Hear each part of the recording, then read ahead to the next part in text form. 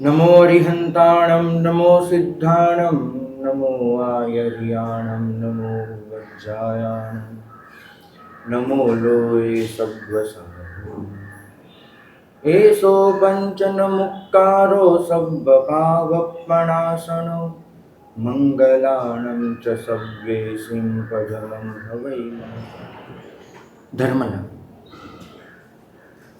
બલાદૃષ્ટિમાં આપણે પ્રવેશ કર્યો છે. બલાદૃષ્ટિના પ્રાથમિક લક્ષણો છે. સૌથી પહેલું લક્ષણ છે કે આસન સિદ્ધ થાય. વ્યક્તિમાં જે ચંચલતા હોય છે એ ઘણે અંશે શરીરની નથી હોતી, મનની હોય છે. અને મનની આ જે ચંચલતા છે એ બલામાં કંટ્રોલમાં આવે છે. અને મનની ચંચળતા કંટ્રોલમાં આવવાના લીધે શરીર પણ કોઈ પણ ધર્મક્રિયામાં સાથ આપતું થાય છે. પરિણામે એનું આસન સિદ્ધ થાય છે. જે વ્યક્તિ ચંચલ હશે, તમે એના પગ જોજો, એ બેઠો હશે ને તો પણ અંગૂઠા આમ તેમ હલ્યા કરશે, એના આંગળા આમ તેમ થયા કરશે. જ્યાં ડર હશે, જ્યાં લાલચ હશે, બટન રમાડવાનું, પેન્ટ પર આમ તેમ કરવાનું, આવું કંઈક ને કંઈક નિરર્થક ચેષ્ટા એ ચાલુ રાખશે. એ ઊભો પણ હશે ને તો ધૂળમાં લીસોટા કરશે.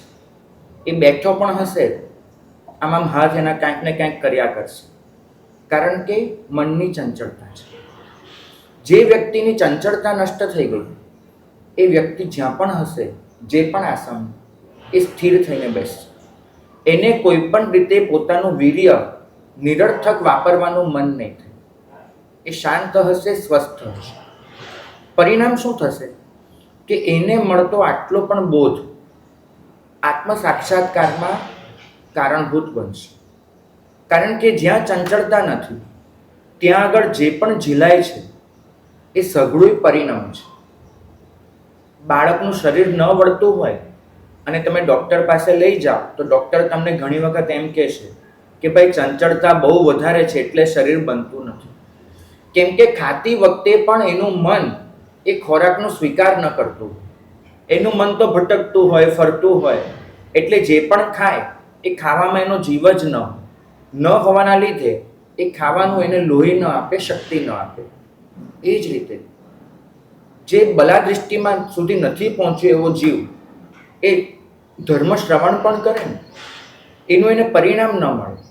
કારણ કે મનનું ચંચળતા એટલી બધી હોય કે સાંભળતી વખતે પણ એનું મન તો ક્યાંક ને ક્યાંક હોય. પરિણામે જે સંભળાયું છે ન તો કશું યાદ રહે, ન તો કશું પરિણામ. બલામાં આ ચંચળતા પર કંટ્રોલ થવાના લીધે આસન તો સિદ્ધ થાય જ છે, પણ એની સાથે જે પણ સાંભળે છે એનું પરિણમન થાય છે. અને પરિણામે એની તત્વ જિજ્ઞાસા વધતી જાય છે. એને સતત એમ થાય છે કે હજુ જાણું, હજુ જાણું, હજુ જાણું. સાંસારિક ક્ષેત્રે સંતોષ એ સદ્ગુણ છે. આરાધનાના ક્ષેત્રે સંતોષ એ દુર્ગુણ છે. જેને એવરેસ્ટ સર કરવાનો હોય એ તળાજાનો ડુંગર ચડે અને એમ માને કે આપણે પહોંચી ગયા તો એ ન ચાલે. તો આવા જીવને તત્વ જિજ્ઞાસા એટલી પ્રબળ હોય કે એને સતત થાય કે હજુ કંઈક વધારે જાણું, હજુ કંઈક વધારે સમજું, અને એ માટેનો એનો પ્રયત્ન ચાલુ. ચંચળતા નષ્ટ થવાનું મુખ્ય કારણ શું? કારણ એક કે એ જીવમાં અસતની તૃષ્ણા નથી બચતી. અસતની તૃષ્ણા જે પોતાને અંદર લઈને બેઠો છે એવો જીવ આસક્ત હોવાનો અને એવો જીવ ચંચળ પણ હોવાનો. આસક્તિ જ ચંચળતા લાવી આપે. તમારી આસક્તિ તમે તપાસો. વસ્તુ માટેની આસક્તિ હશે, વ્યક્તિઓ માટેની આસક્તિ હશે, વિચારો માટેની આસક્તિ હશે. પદાર્થ જગત એના 3 સ્વરૂપો છે તમારી સામે. વસ્તુ છે, વ્યક્તિ છે, વિચાર છે. તમે વસ્તુઓનું મમત્વ કરો છો, આસક્તિ કરો છો, તો વસ્તુઓનો પરિગ્રહ કરો છો. વ્યક્તિઓની આસક્તિ કરો છો તો સંબંધો વિકસાવો છો, અને વિચારોની આસક્તિ કરો છો તો કદાગ્રહમાં જઈ મત, પક્ષ એના ભોગ બનો છો. તો પરિગ્રહ હોય, સંબંધ હોય કે મતની મમત હોય, વાસ્તવમાં ત્રણેય વસ્તુ એ આસક્તિના જ પરિમાણ છે. એક જ આસક્તિ વસ્તુ તરફ જાય તો પરિગ્રહ બની જાય છે. એ જ આસક્તિ વ્યક્તિ તરફ જાય તો સંબંધ બની જાય છે. એ જ આસક્તિ એ વિચારમાં ઉતરે તો મારો મત અને પક્ષ બની જાય છે. અને જે વ્યક્તિ આસક્ત બને છે એ વ્યક્તિ એને ઘણી વખત કોઈકમાં સત્ય જડે છે ને કશાકમાં નથી લાગતું, કોઈકમાં ભાર લાગે છે, કોઈકમાં નથી લાગતો. આસક્ત મનુષ્યમાં કોઈ વાર પરિગ્રહ વધારે જડે, કોઈ વાર સંબંધો વધારે જડે, કોઈ વાર મત ને પક્ષની મમત વધારે જડે, પણ એક સમાન બિંદુ હોય છે આસક્તિ. હવે હું એમ કહું કે આસક્તિમાંથી છૂટી જાઓ, આસક્તિ છોડી દો, તે બનવાનું નથી, ન બને. કારણ સમજજો. તમે કોઈ પણ દિવસ અંધારા સાથે કશું કામ પાડી શકતા નથી. અંધારા સાથે કામ પાડવું શક્ય જ નથી. તમે કામ પાડી શકો તો પ્રકાશ સાથે પાડી શકો. હું અત્યારે તમને કહું કે ચલો આ હોલમાં અંધારું ખેંચી લાવો, તમે ખેંચી લાવી શકો? નહીં. તમે પ્રકાશ આવતો અટકાવી શકો, અંધારું તો સ્વયં બાબત છે. રાત્રે તમને કહું ચલો હોલમાંથી આપણે ડોલ ભરી ભરીને અંધારાને દૂર ફેંકી દઈએ, બનવાનું છે? નહીં. તમે અહીંયા પ્રકાશનો ઉપયોગ કરી શકો કે જેથી અંધારું દૂર થાય. તો તમે કામ પાડી શકો છો પ્રકાશ સાથે. અંધારા સાથે કામ પાડવું શક્ય જ નથી. આસક્તિ અંધારું છે, અનાસક્તિ પ્રકાશ છે. આસક્તિ કેમ આવે છે? પ્રવચનોમાં જો કહેવાતું હોય કે આસક્તિ છોડી દો, આસક્તિ ફેંકી દો, તો સમજજો કે શક્ય જ નથી. અંધારાને છોડી શકાય નહીં, અંધારાને ફેંકી શકાય નહીં.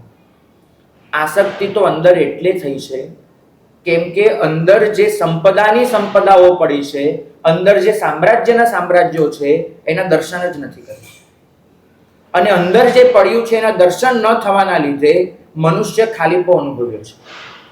અને એ જે ખાલીપો છે, પોતાની સંપત્તિ ન જળવાનો ખાલીપો, પોતાની સંપત્તિ ન જોયાનો ખાલીપો, અને પોતાની પાસે કશું ન હોવાનો ખાલીપો, એ ખાલીપો એ વસ્તુઓના પરિગ્રહમાં, વ્યક્તિઓના સંબંધમાં, વિચારોના મમતમાં વપરાઈ રહ્યો છે. માણસ આખરે પોતે પોતાનો ખાલીપો ભરવા માંગે છે અને એ ખાલીપો ભરવા માટે થઈને એ આ બધાની દોડધામમાં પડ્યો છે. એકવાર જેને અંદરનું સામ્રાજ્ય જળી ગયું, એકવાર જેને અંદરનો આનંદ પરખાઈ ગયો, એકવાર જેને સમજાઈ ગયું કે મારી અંદર અનંત શ્રી આવીને બેસી ગઈ છે, એ મનુષ્યને ન કહેવું પડશે કે પરિગ્રહ છોડો, ન કહેવું પડશે કે સંબંધોનું વિસર્જન કરો, ન કહેવું પડશે કે મતની મમતને ત્યાગી દો. એને કશું જ નહીં કહેવું પડે, કેમ કે એ મનુષ્ય આસક્ત નહીં, અનાસક્ત હશે.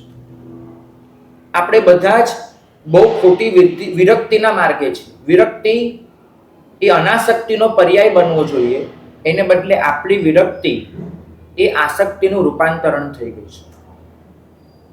આસક્તિ હતી તમને અહીંયા ધન દોલતની, તમને શીખવાડવામાં આવ્યું કે આ ધન દોલત તો બધી બહુ નાની છે, દેવલોકમાં બહુ મોટી છે. તમે ખાલી આસક્તિનું રૂપાંતરણ કર્યું, તમે અનાસક્ત નથી બન્યા. તમારી વિરક્તિ જો દેવલોક દેખાડતી હોય તો તમારી આસક્તિ તો હજુ અટકેલી છે, અનાસક્ત તો થયા જ નથી. કામ પ્રકાશની સાથે પડાશે. તમારે આસક્તિને જો દૂર કરવી હશે તો એને એક જ રસ્તો છે કે તમારી અંદર જોઈ લેવું પડશે. અને એ જો જોઈ લેશો તો તમારી આસક્તિ છૂટવાની છે. અને પછી મારે કે કોઈએ કહેવું નહીં પડે કે આસક્તિ છોડી દો. પ્રભુનો માર્ગ ક્યારે આસક્તિ છોડવાનો હતો જ નહીં. પ્રભુનો માર્ગ તો અંદરની સમૃદ્ધિ જોઈ લેવાનો હતો. અને જે જોઈ લે છે, હું તમને એક વસ્તુ પૂછું, પ્રકાશ થયા પછી અંધારાનું અસ્તિત્વ કેટલું? ટ્યુબલાઇટ ચાલુ થાય પછી આ હોલમાં અંધારું બચે, કેટલી મિનિટો સુધી બચે, કેટલી સેકન્ડો સુધી બચે? 1 સેકન્ડ નહીં, કશું જ નહીં. જેવો પ્રકાશ એવું અંધારું ગયું. એ જ રીતે જેવી તમે અંદરની સંપદાનું દર્શન કર્યું, એ ક્ષણે આસક્તિ ગઈ. તમે બધા જે આસક્તિ છોડવા પર ફોકસ કરીને બેઠા છો ને, છોડી દો. ધ્યાન લગાડો, મારે અંદરની સમૃદ્ધિ જોઈ લેવી છે. કારણ કે અંદરની સમૃદ્ધિ જોયાનો જે આનંદ છે, એનાથી વધારે આનંદ આ દુનિયામાં હોઈ જ નથી શકતો. અંદરની સમૃદ્ધિ જોયાની જે અનુભૂતિ છે એનાથી વધારે પવિત્ર અનુભૂતિ આ દુનિયામાં સંભવિત જ નથી. અંદરની સમૃદ્ધિ જોવાનો જે તૃપ્તિ છે એ તૃપ્તિથી મોટી આશીષ આ દુનિયામાં તમને કોઈ આપી જ ન શકે. તમારે જોઈ લેવું પડશે. અને એ જોઈ લીધા પછી આ સંસાર તમને તદ્દન તુચ્છ અને નશ્વર આપોઆપ પ્રતીત થશે. એ તરફ તમારું કોઈ લક્ષ્ય જ નહીં થાય. મૂળ શું છે? મનુષ્ય ગભરાયેલો છે. અને એનો ગભરાટ એ છે કેમ કે અંદરનું દેખાયું નથી, માટે એને બધે ખાલીપો ખાલીપો દેખાય છે. પોતે બહુ ખાલી છે એટલે ગભરાઈ જાય છે કે ભાઈ કશું જ નથી મારી પાસે. અને બીજી બાજુ આ દુનિયા એ તો એને છેતરી રહી છે, બિલકુલ છેતરે છે. કારણ કે દુનિયા દેખાવ કરે છે, એ ખરેખર ખુશ નથી, પણ એવું દેખાડે છે કે હું ખુશ છું. એટલે મનુષ્યને શું થાય છે કે હું ખાલી, હું ખુશ નથી, મારી આજુબાજુના તો બધા ખુશ છે, તો હું શું કરું? એટલે બિચારો એ દોડધામમાં ઉતરી પડે છે. એને ખબર નથી કે સામેવાળો એ નાટક કરે છે, તો તમાચો મારીને ગાલ લાલ રાખે છે લોકો. કોઈ ખુશ નથી હોતું. આ બે બેનપણીઓ ભેગી થાય ને, બંનેને ખબર છે કે પોતાનો પતિ પોતાનું કહ્યું કશું જ માનતો નથી, પણ છતાંય શું કહે છે? અરે અમારા એવા એ છે ને, કાંઈ પણ કેવું હોય ને તો મને પૂછે જ. બંનેને ખબર હોય કે બંને દંભ કરી રહ્યા છે. પણ આ સંસારની તાસીર થઈ ગઈ છે. ન હોવા છતાંય દેખાડો કરો, ખુશ ન હોવા છતાંય મોટું વસ્તુ રાખો. તાસીર થઈ ગઈ છે. ગાલ લાલ ન રહેતા હોય ને તો પેલો મેકઅપ કરીને લાલ રાખશે. સહજ તો લાલીમાંય નથી બચી તમારી પાસે, તો તમે રાખો છો. પરિણામ શું આવે છે કે તમારી ખોટી ખુશીનો દેખાડો પેલા બિચારાને એવું થાય છે, ઓહો મારી પાસે કાંઈ ન બચ્યું, હું તો ખાલી છું, હું શું કરું? અને એને કંઈ જડતું નથી. એટલે ખાલીપો ભરવા માટે પરિગ્રહની દોડમાં ઉતરે છે. ખાલીપો ભરવા માટે સંબંધોની હોડમાં ઉતરે છે. ખાલીપો ભરવા માટે પોતાની આસપાસ એક આગ્રહનું કવચ રચીને બેસી જાય છે. વાત છે માત્ર ખાલીપો ભરવાની. આસક્તિ બીજું કાંઈ જ નથી. હું અતૃપ્ત છું, હું ખાલી છું અને મારે મારો ખાલીપો ભરવો છે. હવે ક્યારે નીકળે? ક્યારે નીકળે? આ એક જ રીતે નીકળે કે તમને જે દિવસે પ્રતીતિ થાય કે તમે ખાલી નથી.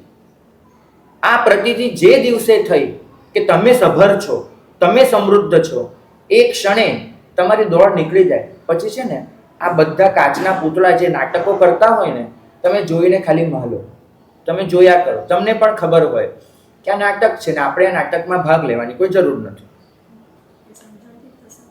સમજણ? પણ એ સમજણ ધર્મની સમજણ ન હોય.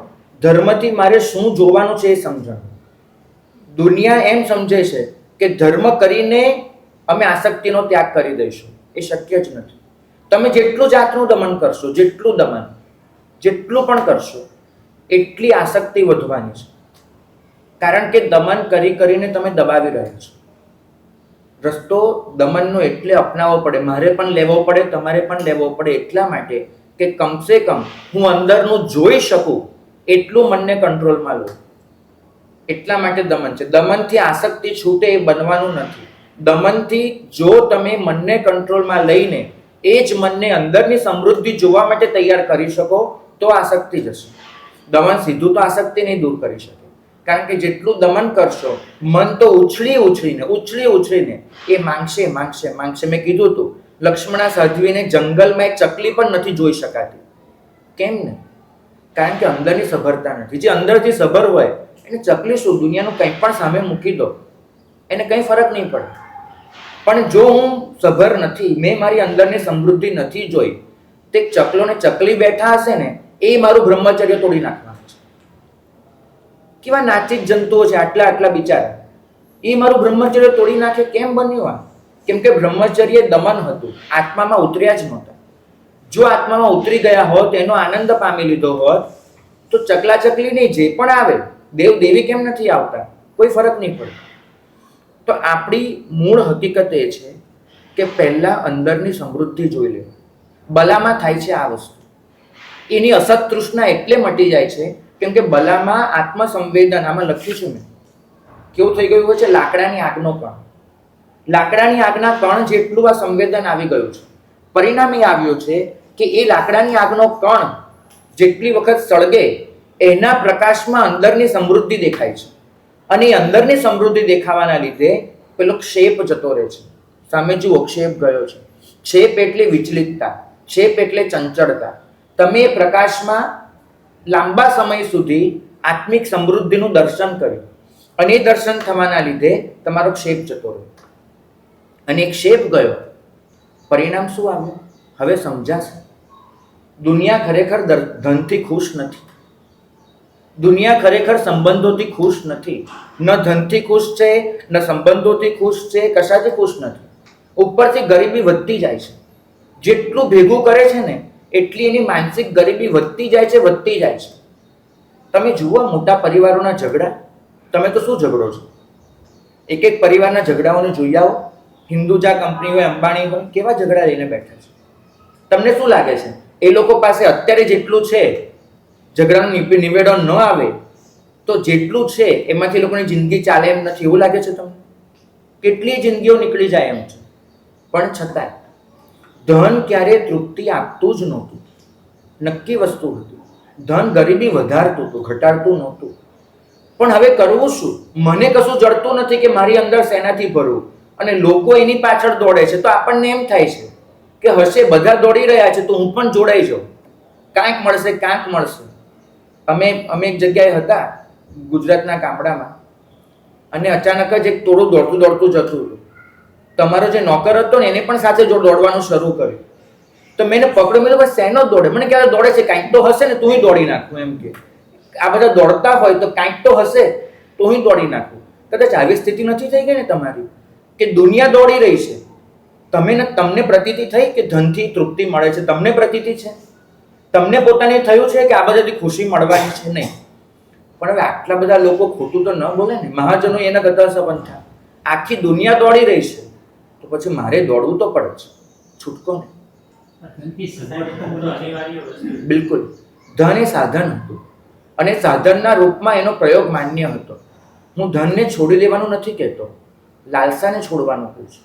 સાધનને સાધન રૂપમાં જોઈ લઈએ તો કોઈ તકલીફ નથી, પણ ધન સાધ્ય ન બની જવું જોઈએ. ક્યારે એવું ન થવું જોઈએ કે ધન એ ખુશીનું કારણ છે, ધન સગવડનું કારણ છે. ખુશી તો અંદરથી આવતી બાબત છે. ધન તમારા શારીરિક કષ્ટોને દૂર કરી શકે, માનસિક તૃપ્તિ તો તમને ધર્મ જ આપી શકે. મારે એટલું કહેવું છે કે ધન અને ધર્મ બંનેનું બેલેન્સ કરવું પડે. અને ધર્મ તો તૃપ્તિ આપે, ધર્મ તો આસક્તિ તોડાવે કે તમે ધર્મ દ્વારા અંદરની સમૃદ્ધિને જોઈ હોય. બાહ્ય સમૃદ્ધિનો ત્યાગ જ એવું કોઈ વિધાન નથી. બાહ્ય સમૃદ્ધિ હોઈ શકે છે પણ આંતરિક સમૃદ્ધિના ભોગે નહીં. તમે બધા બાહ્ય સમૃદ્ધિ આંતરિક સમૃદ્ધિના ભોગે મેળવો છો. તમારી અંદર જે સમૃદ્ધિ છે એ તરફ લક્ષ્ય કર્યા વગર બહાર દોડો છો. અરે આનંદ શ્રાવક આટલા ગોકુળ લઈને બેઠા, આટલી સંપત્તિ લઈને બેઠા, ક્યાં ભગવાને કીધું કે ભાઈ બધું છોડી દે? 10 શ્રાવકની સંપત્તિના વર્ણન તો વાંચો, કેટલું સંપત્તિ લઈને બેઠા. ભગવાને કોઈ સંપત્તિ નથી છોડાવી. ખાલી ભગવાને એ સંપત્તિની વચ્ચે રહીને પણ આત્મિક સંપત્તિ કેમ દેખાય એ શીખવાડ્યું છે. માટે મહાશ્રાવક બન્યા છે. શ્રાવકનો અર્થ ક્યારે એ નહોતો થતો કે જેને પરિગ્રહ છોડી દીધો. શ્રાવકનો અર્થ એ થતો હતો જેને આસક્તિ છોડી દીધી. બોલો ને. કદાચ તમે ધનની તૃપ્તિ બી થઈ જાય, હવે નથી થવું સર. પણ અત્યારનું શાસન પ્રમાણે અને જે કાળ ચાલે છે એમાં લોકોએ ધનને સ્ટેટસ માન્યું છે. બિલકુલ. મારે અગર કોઈ સારી વાત કોઈને કહેવી છે તો મનાવી છે તો મૂકવી છે, તો મારી વાતને પ્રાધાન્ય ધન કેટલું એના પર આપવામાં આવે છે, જ્ઞાન ઉપર નથી આપવામાં આવતું. તો ત્યાં શું કરવું? દુનિયા ભલે ભૂલાવામાં હોતી, તમે ન હો. બસ આટલું તમને આ યોગ દૃષ્ટિ શીખવાડે છે. દુનિયાની દૃષ્ટિએ તમારે ચોક્કસ એક સ્ટેટસ પર રહેવું જ પડે. હું એને ના નથી કહેતો. પરિગ્રહ હોઈ શકે, સંબંધો હોઈ શકે, વિચારો હોઈ શકે. તમારે ત્યાગ કશાનો નથી કરવાનો. ત્યાગ એ બધાની પાછળ જે આસક્તિ ઘૂંટી લીધી છે, જે આસક્તિના પરિણામે તમે અંદર તરફ ઝાંકવા પણ તૈયાર નથી, તમે એવા ન હો. આચાર્ય સૂત્રનું એક વચન છે ને, હંમેશા યાદ રાખવું. પ્રભુએ ફરમાવ્યું, એક જ વાક્ય કીધું, એયમ તે માં હો. દુનિયા ભલે આ કરતી, તું આ ના કરતો. તો મને તો કાયમ જ્યારે જ્યારે આ પ્રશ્ન જાગ્યો છે, મેં તો પ્રભુનું આ જ વચન સાંભળ્યું છે, એયમ તે માં હો. પ્રભુ એમ નથી કહેતા કે આખી દુનિયા બદલાઈ જશે. પ્રભુ એમ કહે છે કે તું તો બદલા. દુનિયા ભલે ધનના સ્ટેટસ પર જતી, તું તો એ સ્ટેટસ પર ન જા. આપણી પાસે માત્ર આટલી આશા છે. ધર્મ આસક્તિ છોડાવશે એ બનવાનું નથી. ધર્મ આસક્તિ છોડાવી જ ન શકો. ધર્મને જો યોગ્ય રીતે વાપરો તો એ તમને આંતરિક સમૃદ્ધિનું દર્શન કરાવી શકે કે જે સમૃદ્ધિ જોઈ લીધા પછી આસક્તિ બચતી નથી. જે લોકો એમ કહે છે કે અમે આસક્તિ છોડીશું, એ લોકો બહુ ખોટા માર્ગે છે. ફરીથી કહું છું, અંધકાર છોડાતો નથી, પ્રકાશ કરી શકાય છે. આસક્તિ છોડાતી નથી, આસક્તિ તોડાતી નથી. થાય છે તો માત્ર આસક્તિ સ્વયં નષ્ટ થઈ જાય છે. તમે એકવાર જોઈ લો તો મૂળ છે એવું.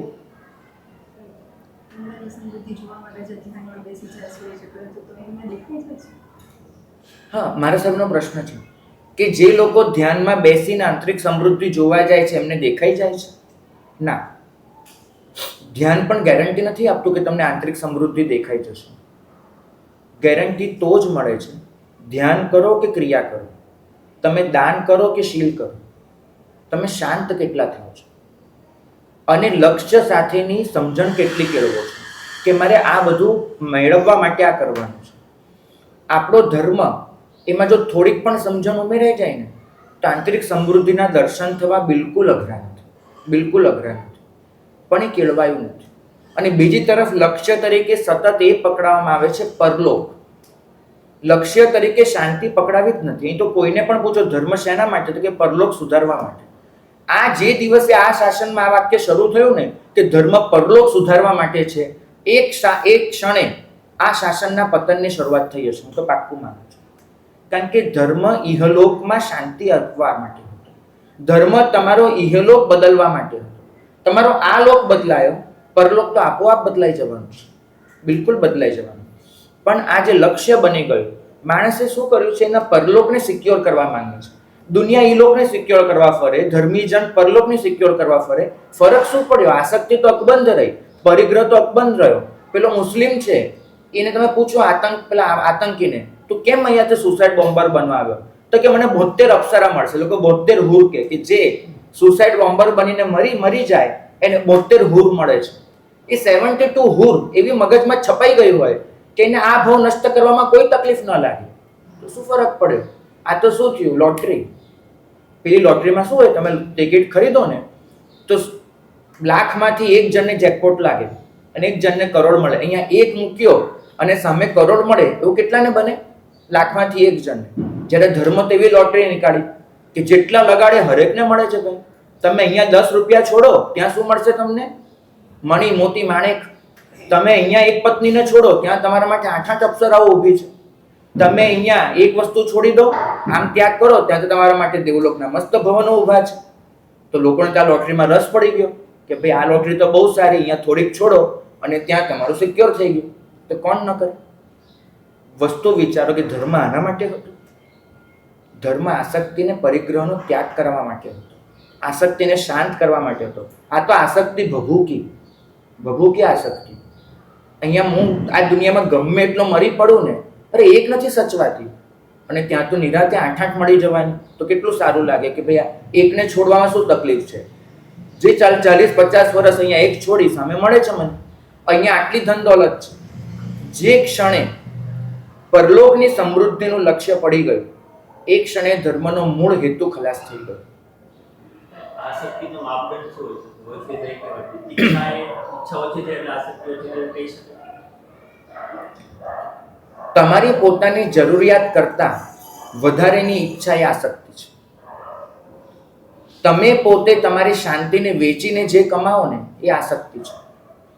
તમારી સ્વસ્થતાને દાવ પર લગાડી અને તમે જે પામો એ આસક્તિ છે.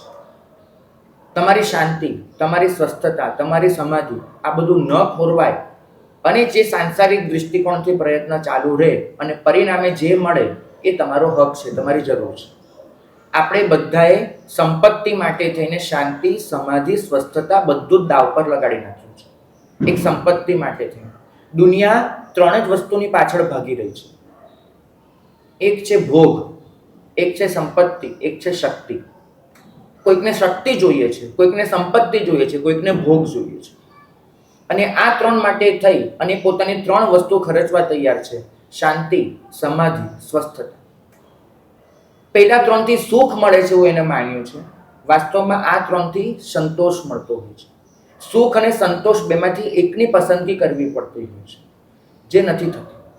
સુખ એના સાધનમાં તમે લખશો ભોગ, સંપત્તિ અને શક્તિ એટલે સત્તા. અને તમે સંતોષના સાધન લખશો તો તમારે લખવું પડશે શાંતિ, સ્વસ્થતા અને સમાધિ. તમારે શું જોઈએ છે? સુખ જોઈએ છે, સંતોષ જોઈએ છે. હું એમ કહીશ કે સંતોષના ભોગે સુખ નથી જોઈતું, કારણ કે સંતોષ કાયમી છે, સુખ નશ્વર છે. સંતોષના ભોગે સુખ એ આસક્તિ છે, સંતોષ સાથેનું સુખ અનાસક્તિ છે. આપણું લક્ષ્ય એવા સુખનું છે કે જે સુખ મારી શાંતિ, સમાધિ, સ્વસ્થતાને નષ્ટ નથી કરતું. મને એવું સુખ જોઈએ છે અને એવું સુખ મેળવવા માટેનો આ માર્ગ છે. થોડાક લોકોને આ માર્ગ પર ઝડપી ચાલવું હતું, એમને દીક્ષા લીધી. થોડાક લોકોને આ માર્ગ પર ધીમે ધીમે ચાલવું હતું, એ શ્રાવક બન્યા. થોડાક લોકોને ભવિષ્યમાં ચાલવા માટે થઈને આજે સમજણ કેળવવી હતી, એ લોકો જૈન બન્યા. અને થોડાક લોકો એવા હતા કે જે માર્ગને માર્ગ તરીકે સ્વીકારતા નથી, એ લોકો મિથ્યાત્વી છે. તો વાસ્તવમાં આ માર્ગ છે સુખની સાથે સંતોષનો. આ માર્ગ છે શાંતિના ભોગે મળતા સુખને ન સ્વીકારવાનો. મારી આ બધી વસ્તુ અકબંધ રહેવી જોઈએ, પછી જે સુખ મળે એનો મને સ્વીકાર છે. પણ તમે વિચારો, પોમ્પેઈ નગરની ઘટના લખી છે. પોમ્પેઈ નગરમાં જ્વાળામુખી ફાટ્યો અને ફાટીને આખા નગરમાં આગ આગ ફેલાઈ ગઈ. લોકો ભાગ્યા, છોડીને ભાગ્યા, પણ પોતાની સાથે કાંઈક ને કાંઈક લઈ લીધું. કોઈ હીરા જવેરાત લીધું, કોઈ આ લીધું, કોઈ આ લીધું, બધું સાથે લીધું. પણ એક વસ્તુ નક્કી હતી, જેટલું લઈ શકાયું એના કરતાં જે પાછળ રહી ગયું વધારે હતું. દરેકની જિંદગીમાં જેટલું બી હાથમાં થેલામાં જેટલું લઈને ભગાયું, બધા ભાગ્યા, પણ એ લીધા પછી પણ જે પાછળ છૂટી ગયું એ ઘણું વધારે હતું. અને માટે પોમ્પેઈ નગરની બહાર આગ મુક્ત પ્રદેશમાં જ્યારે બધા ભેગા થયા ને, ત્યારે દરેકના ચહેરા પર આકળતા વિકળતા હતી, દરેકને આંખમાં આંસુ હતા, દરેકના હૃદયમાં સુનકાર હતો. બધે જ એક મોતનું સામ્રાજ્ય અને માતમ ફેલાઈ ગયું હતું. પણ એની વચ્ચે એક ફકીર હતો, નિરાતે બેઠો હતો. તો લોકોએ પૂછ્યું, ભાઈ તું? તો કે આપણે સુખી છીએ. તો કે કેમ? તો કે જે હતું બધું સાથે જ છે, આ હતું કુલ આપણી પાસે, જે હતું એ સાથે છે, આટલું છે આપણું.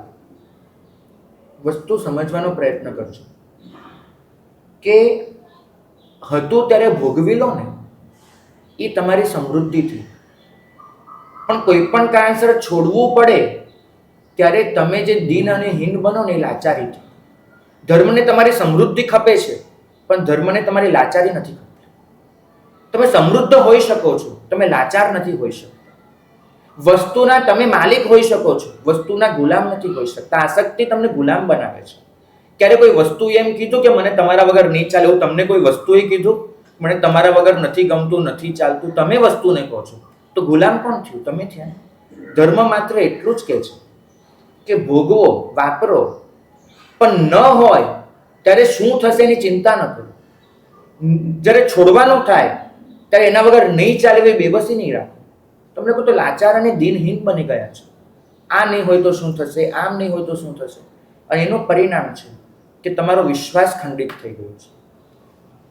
મારે એટલું જ કહેવું છે, એ પોમ્પેઈ નગરમાં તમે હોત એક જૈન તરીકે, મહાવીરના સંતાન તરીકે, અને આવું કંઈક બન્યું હોત, તમે જેટલું પણ તમારી સાથે લઈને નીકળી શક્યા, લઈને નીકળ્યા, બહાર પહોંચ્યા પછી તમારી આંખમાં આંસુ હોત કે ન હોત? બસ માત્ર આટલું પૂછવું છે. તમે લાચાર હોત કે ન હોત? ધર્મને લાચારી નથી ખપતી, ધર્મને ખપે છે ખુમારી. અહીં તો શાલીભદ્રના દાખલા લેવાય છે ને. સમૃદ્ધિની ટોચ પર બેઠો છે અને કોઈ મહારાજે જઈને એવું કીધું શાલીભદ્રને, કલા એ શું આટલું ભોગવે ભાઈ, છોડી દે. હા, પેલી પેટી આવે ને, દાંડો મારીને પેટીને ફેંકી દેવાની, શું રાખે છે? એવું કોઈએ કીધું એને? નહીં. શું આ પેટી ખોલે છે? જેવી પેટી ખોલે બધું દાન આપી દેવાનું. શું ભોગવે છે? કોઈએ કીધું નહીં. પણ એ શાલીભદ્રને જે સત્વ હતું ને એનામાં, એ પેટીને છોડીને નીકળી જવાનું, એ શિલા પર સૂઈ જવાનું, એ સત્વની પ્રશંસા કરી છે. સત્વ એમાં છે, હોય તો ભોગવી લો, ન હોય તો જીવી લો.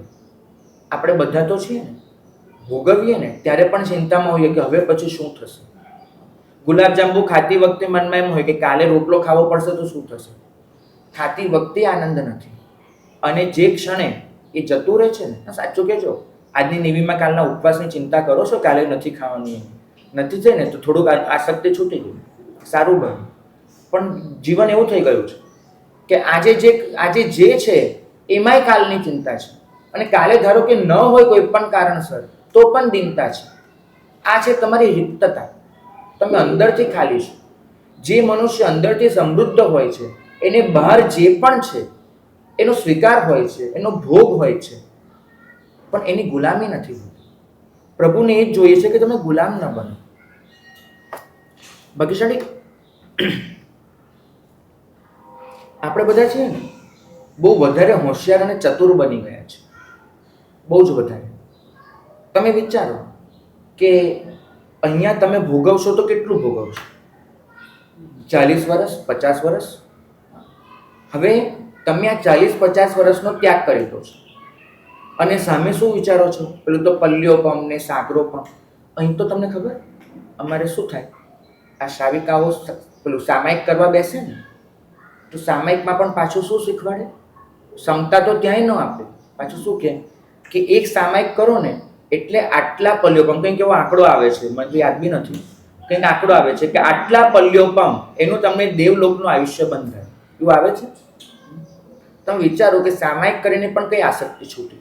નજરમાં તો એ જ રહ્યું કે મારો દેવલોક આટલા વર્ષનો થયો, ઔષધ કરીએ તો વળી આટલું દેવલોક, ઓલામાં તો આટલો દેવલોક. તો આસક્તિ જ ઘૂંટાય આમાં ને આમાં. તો ક્યારેય એમાંથી છુટકારો ન થયો. આ લક્ષ્ય બદલાતું નથી. ધર્મ એ અસત તૃષ્ણાનું નિવારવા માટે છે. જે વ્યક્તિ સામાયિક કરતી વખતે પણ એ વિચારશે, સામાયિક કર્યા પછી પણ એ વિચારશે કે મને આટલું દેવલોકનું આયુષ્ય બંધાયું, એની અસતની તૃષ્ણા ક્યારે જવાની? એનો ભોગ સુખ, એની મમતા ક્યારે જવાની? અહીં તો દરેક વાતને સોદો, બિલકુલ સોદો કરવો છે. થાળી ધોઈને પીધી તો કેટલું એ કામ બી. દેરાસરે જવા માટે ચાલુ થયું તો પ્રભુ માટેનું સમર્પણ નહીં, એમાં એક પેલો કાગળ છાપેલો આવે છે, તમે ઊભા થાવ તો આટલું, આમ ચાલો તો આટલું, ઓલામાં આટલું. દરેક જગ્યાએ સોદો. મનુષ્ય નકરો વાણીઓ થઈ ગયો. જે દિવસે ક્ષત્રિયનો ધર્મ હતો ને એને તો આવી કંઈ પડી જ નહોતી. એને તો એક જ ખબર હતી, સમર્પણ અને શૌર્ય. એને તો બે જ ખબર પડતી હતી. પણ જે દિવસથી વાણિયાનો ધર્મ આવ્યો, દરેક જગ્યાએ સોદો કરવાનું ચાલુ થયું. અને આ સોદો એનો એટલો વધતો ગયો, એટલો વધતો ગયો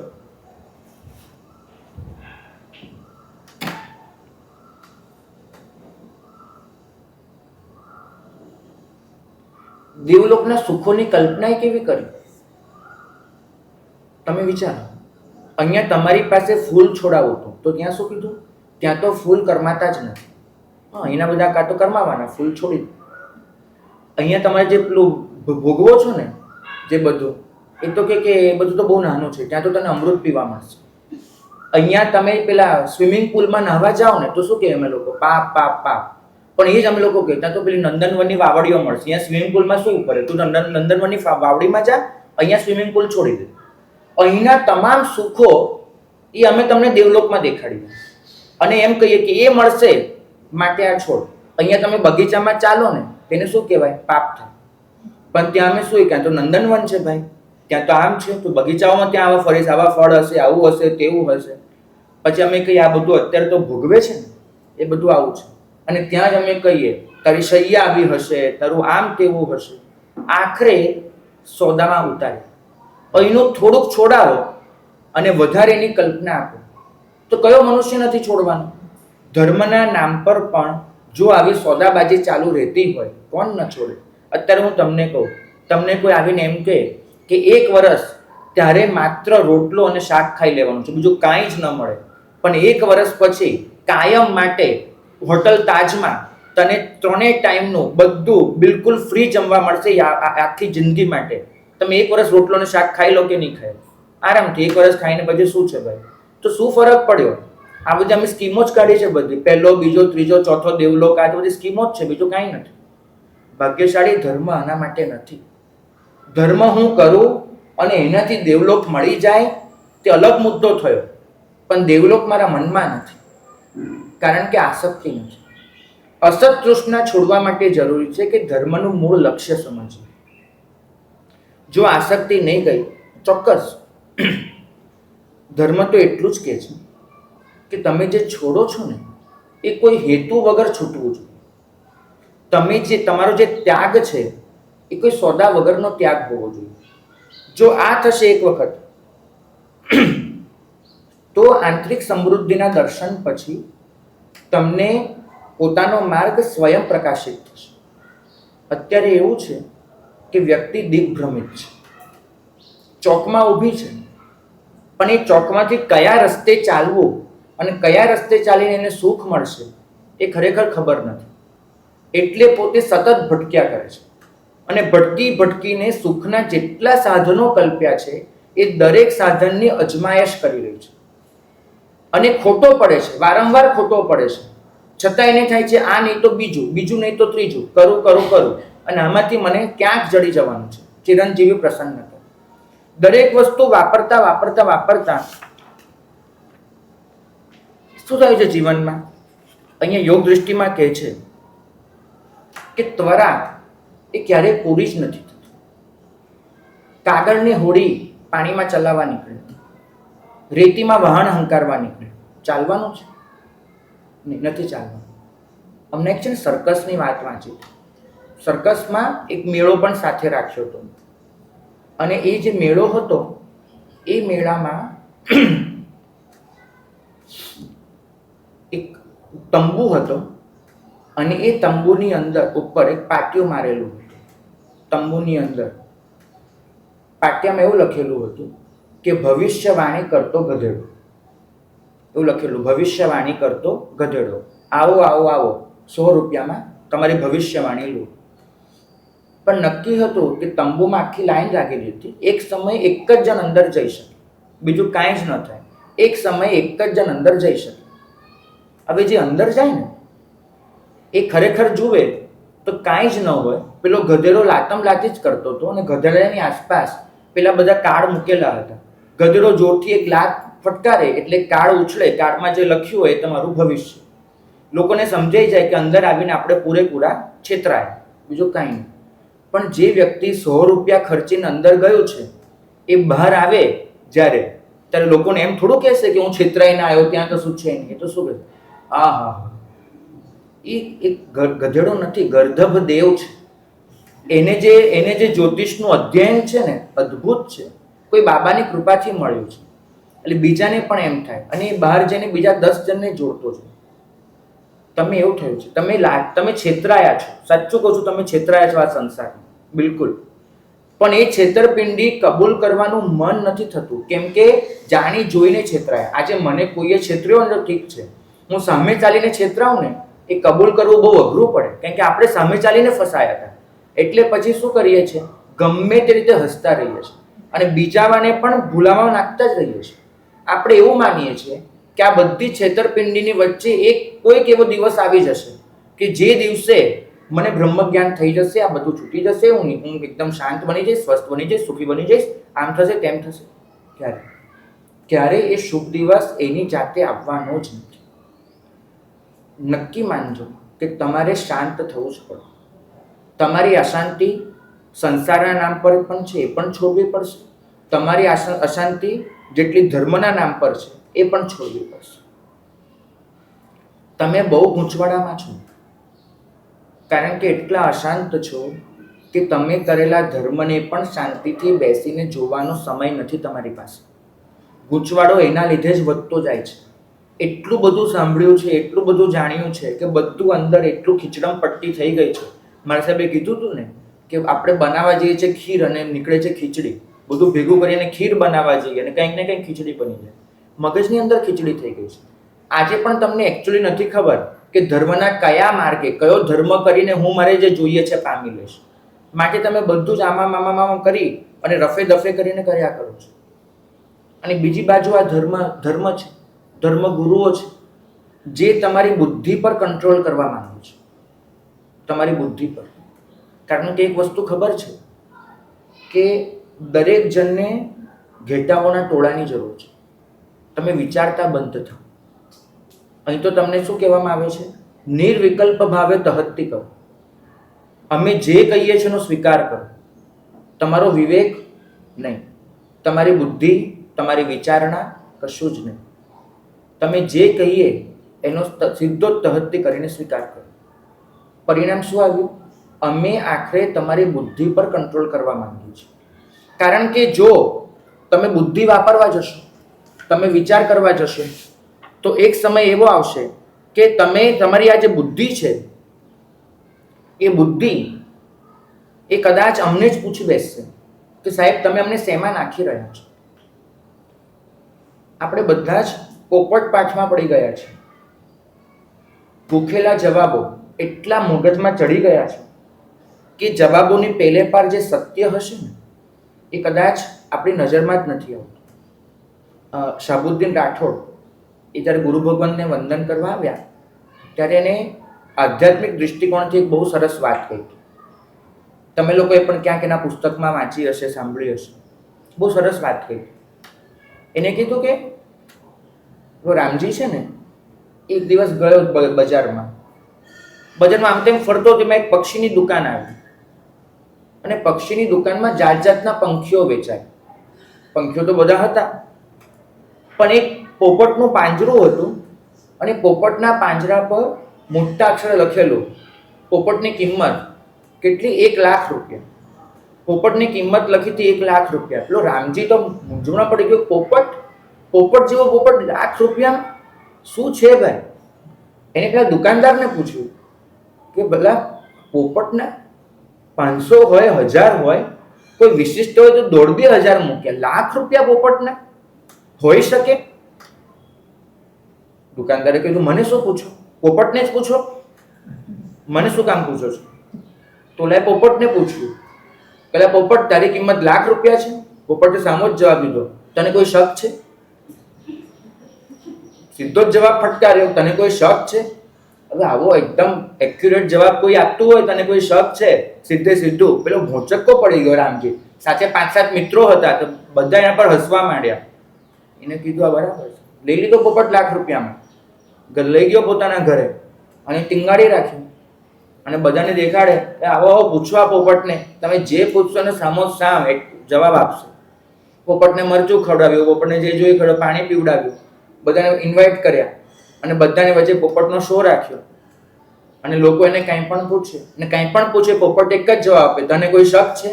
તને કોઈ શક છે? કારણ કે એને એક જ વાક્ય આવડતું, તને કોઈ શક છે?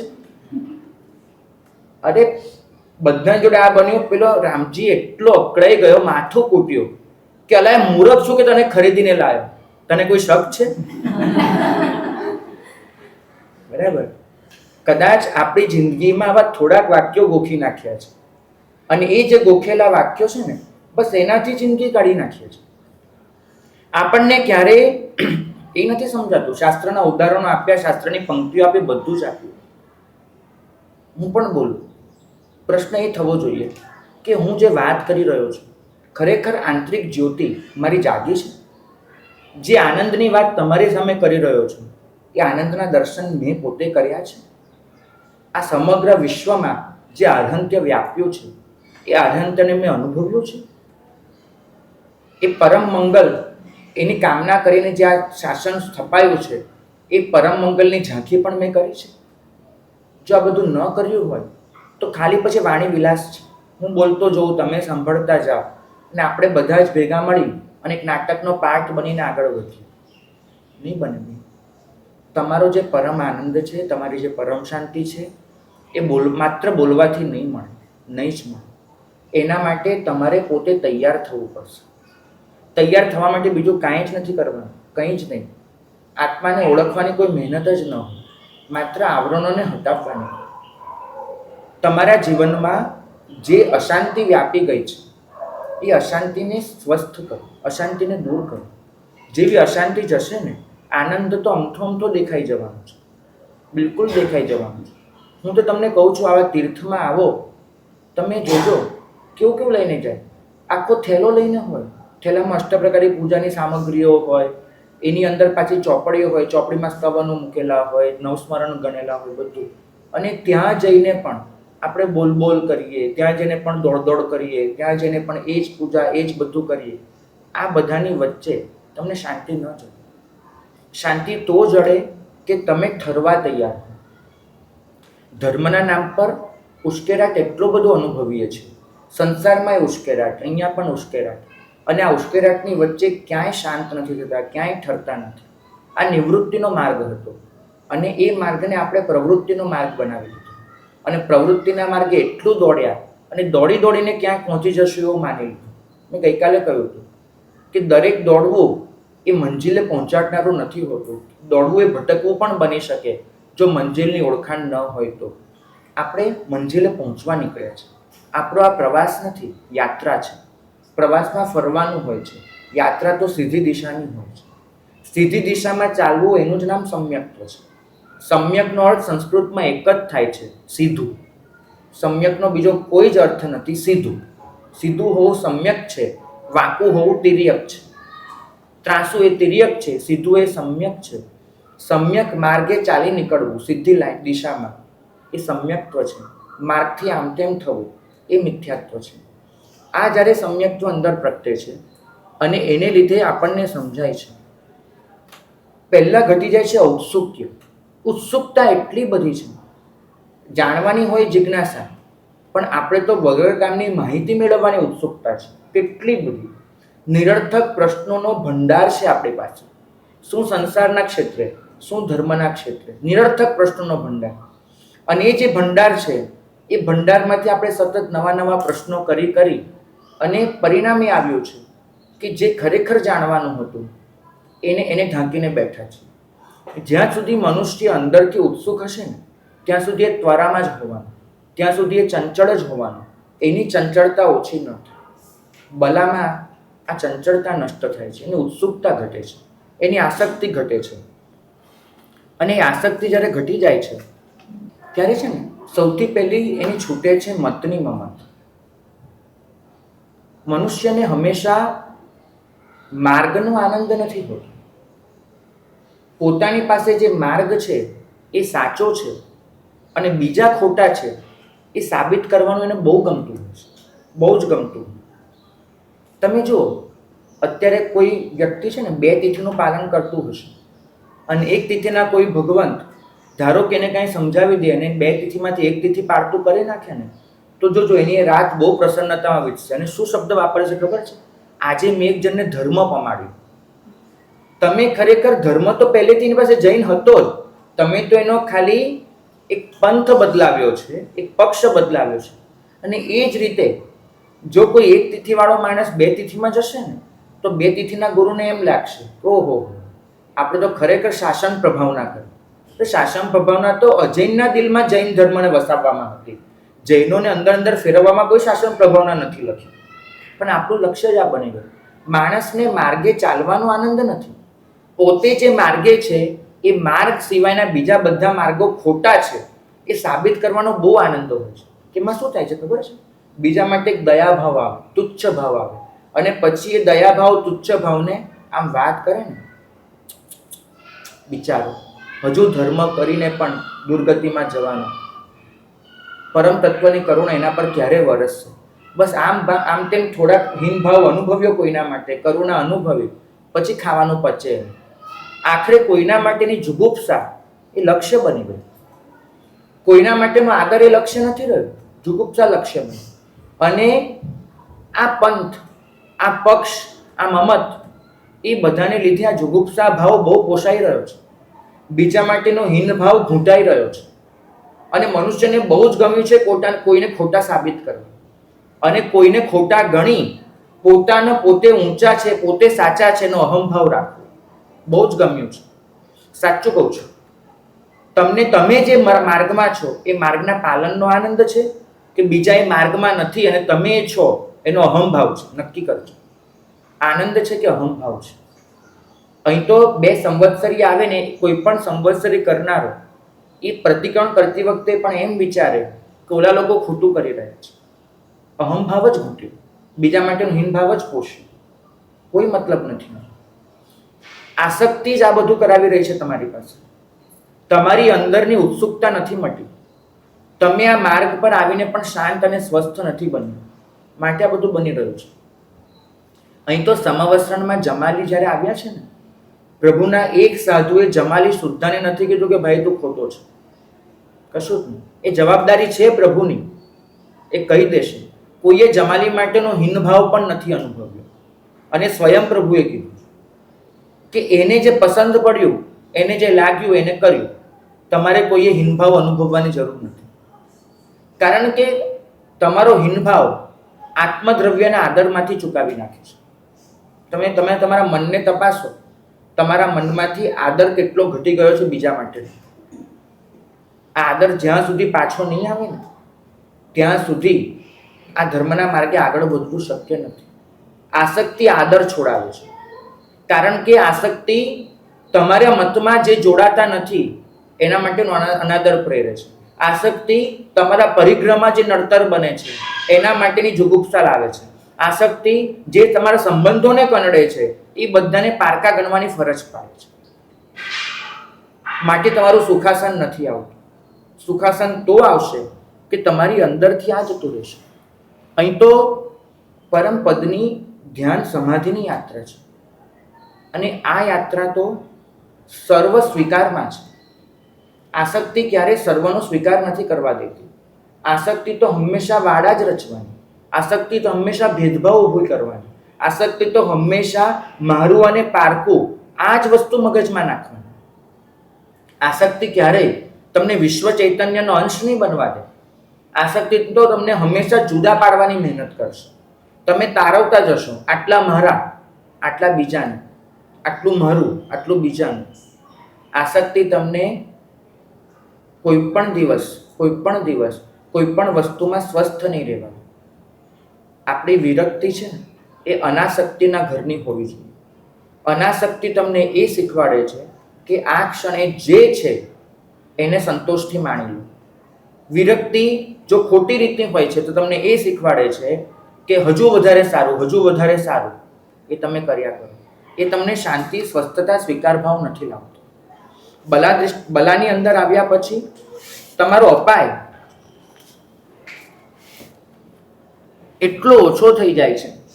પ્રભુના માર્ગની જિજ્ઞાસા કેવી પ્રવર્તે છે અહીં એક ઉદાહરણ આપ્યું છે.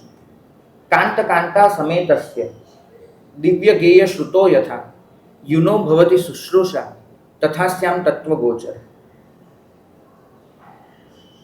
કોઈક યુવાન પોતાની નવપરિણીત સ્ત્રી સાથે દિવ્ય સંગીત સાંભળવા બેઠો છે, અને બંને જણને સંગીતની સમજ પણ છે. તો એ લોકો સંગીતનો આનંદ કેવો અનુભવશે? કોઈક અપૂર્વ એવો અનુભવશે. તો એ જ રીતે બલા દૃષ્ટિમાં તત્વ જિજ્ઞાસા એટલી પ્રબળ હોય કે તત્વ સાંભળવાનો એવો આનંદ હોય. પહેલી વાત યાદ રાખજો, તત્વ જિજ્ઞાસા હોય ત્યાં તમને કોઈ સહાધ્યાયની જરૂર પડે. આનંદ વ્યક્ત કરવા માટે પણ કોઈ તો જોઈએ ને. ત્યાં બે જણ છે એટલે લખ્યું છે કાંત કાંતા સમેતસ્ય. બે જણ છે તો બંને જણ પોતે જે જાણ્યું છે એનો આનંદ વ્યક્ત કરી શકશે. ઘણી બધી વખત આપણે વ્યાખ્યાન સાંભળવા જઈએ ને, ચહેરા એવા લઈને જઈએ કે વક્તાને કોઈ મૂળ જ ન આવે. ચહેરા પર બિલકુલ અહોભાવ, આનંદ કશું ડોકાતું ન હોય. એક ખાસ શીખવાડું, જો કોઈ સાધુને સારું વ્યાખ્યાન વાંચતા કરવા હોય, જો કોઈ સાધુને એની અંદર જે અંતસ્ફૂર્ણા છે એ ડેવલપ થાય એવો તમારે પ્રયત્ન કરવો હોય તો કોઈ પણ દિવસ વ્યાખ્યાનમાંથી એમને નીકળી ન જવું.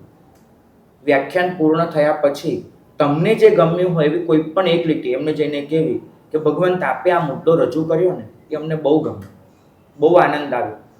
આ તમારો અહોભાવ કોઈકની અંદર પ્રોત્સાહન આપશે. આ અહોભાવ એમને આવતીકાલે વધારે સ્વાધ્યાય કરીને, વધારે અનુપ્રેક્ષા કરીને વ્યાખ્યાનમાં આવવાની ફરજ પાડશે. કારણ કે અહીંયા તો અમે બૃહદકલ્પ ભણીએ, બૃહદકલ્પમાં એ લખ્યું છે કે કેવો શિષ્ય ગુરુનું સાચું તત્વ પામી શકે છે, એટલે ગુરુ પાસે જે સાચી વિદ્યા છે એ કયો શિષ્ય પામી શકે.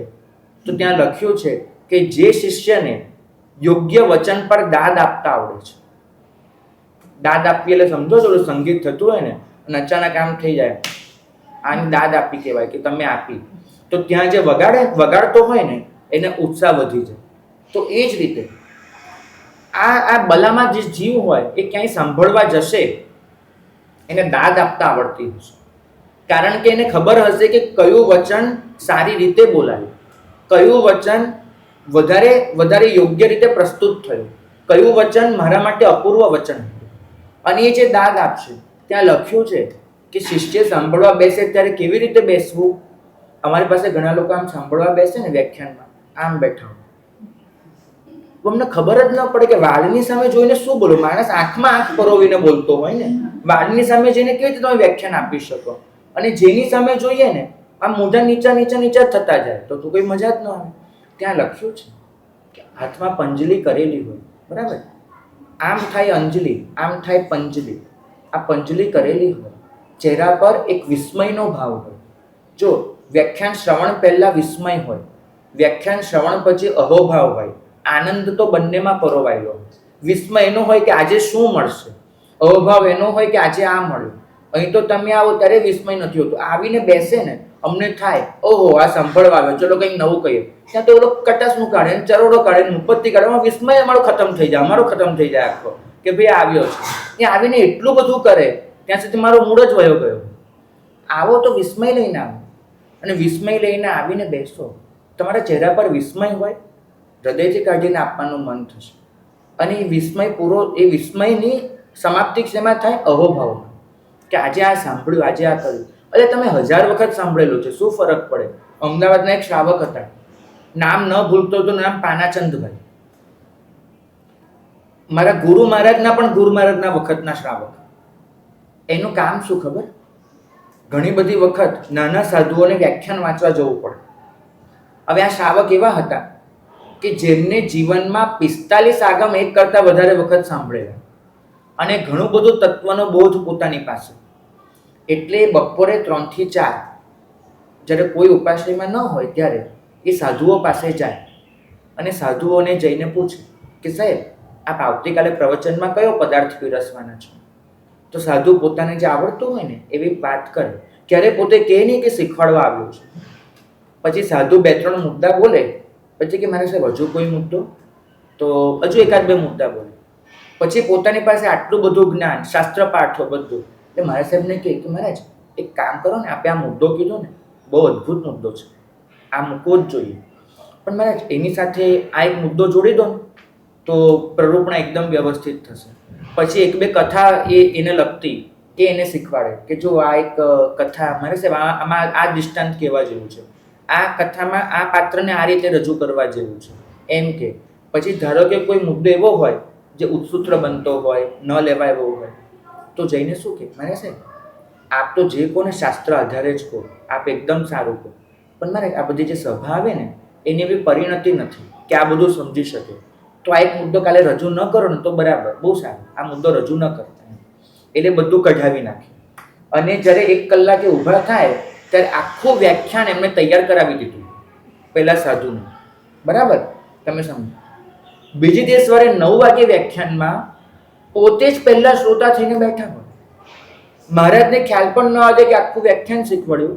શ્રોતા થઈને બેસે, હાથ જોડીને 1 કલાક હાથ જોડીને જ વ્યાખ્યાન સાંભળવાનું. અને જ્યાં મહારાજ સાહેબ કોઈ સરસ વાત કરે, કઈ સરસ વાત જે ગઈકાલે પોતે જ શીખવાડેલી છે, એ સરસ વાત કરે ને એટલે જ અહોભાવથી કે ઓ મહારાજ આવું તત્વ 80 વર્ષ થયા નથી સાંભળ્યું. આવું સાહેબ શું છે, આપના ગુરુએ આપને કેવું ભણાવ્યું, કેવું શીખવાડ્યું, અને આવું કે બરાબર.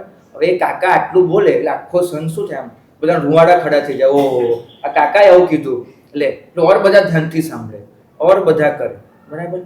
હવે એક દિવસ તમારા જેવો કોઈ શ્રાવક હશે, અમારી ભાષામાં કોઈ ચોવટીઓ, એ મળી ગયો અને કાકાને જઈને કે કાકા હવે શું, હવે ગઈકાલે તમે તો શીખવાડીને આવ્યા બધું એમ, અને આજે આ બધું તમે શું આટલો અભાવ વ્યક્ત કરો? કાકાએ જે જવાબ આપ્યો ને કે સોલ્વ કરવા જેવો છે. ભલા હું જે બોલ્યો હતો ને એ અવિરતિધરનું વચન હતું.